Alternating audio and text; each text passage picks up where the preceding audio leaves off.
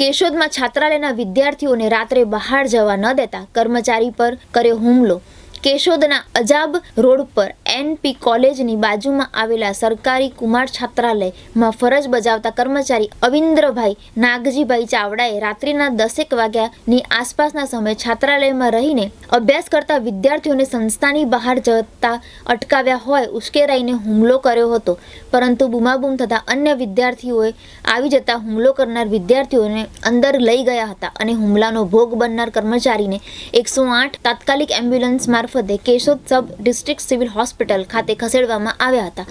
Keshod police સ્ટેશનના police head constable Kiranbhai Jivabhai Dabhi, police constable Ajaysinh Kalyansinh Chudasama, Vinaysinh Kalubhai Sisodiya એ સરકારી કુમાર છાત્રાલયમાં ખાનગી કર્મચારી તરીકે ફરજ બજાવતા અવિન્દ્રભાઈ નાગજીભાઈ ચાવડાનું નિવેદન નોંધી મયુર મકવાણા અને વિશાલ ગોહેલ વિરુદ્ધ ગુનો નોંધી કાયદેસરની કાર્યવાહી હાથ ધરી છે। કેશોદ પોલીસ સ્ટેશનના પોલીસ હેડ કોન્સ્ટેબલ દેવાભાઈ ભારાઈ આગળની તપાસ ચલાવી રહ્યા છે। કેશોદના અજાબ રોડ પર એનપી કોલેજ પાસે આવેલી સરકારી કુમાર છાત્રાલયમાં આસપાસના ગ્રામ્ય વિસ્તારના વિદ્યાર્થીઓ રહીને અભ્યાસ કરતા હોય છે, ત્યારે મોડી રાત્રે બહાર જવાનું કારણ જાણવા મળ્યું નથી। શું બનાવ બન્યો? બનાવમાં મેડમ એમને બહાર નીકળવા ના પાડી ને તો એમણે એ લોકો મારી પર હુમલો કરી દીધો।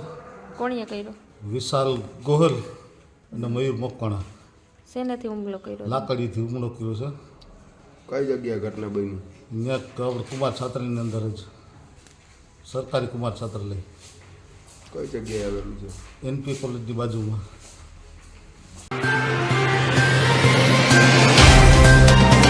तो व्हाट्सएप, ट्विटर, फेसबुक, इंस्टा जहाँ भी आपका अकाउंट है, इसे शेयर बटन के द्वारा वहाँ पर शेयर करें।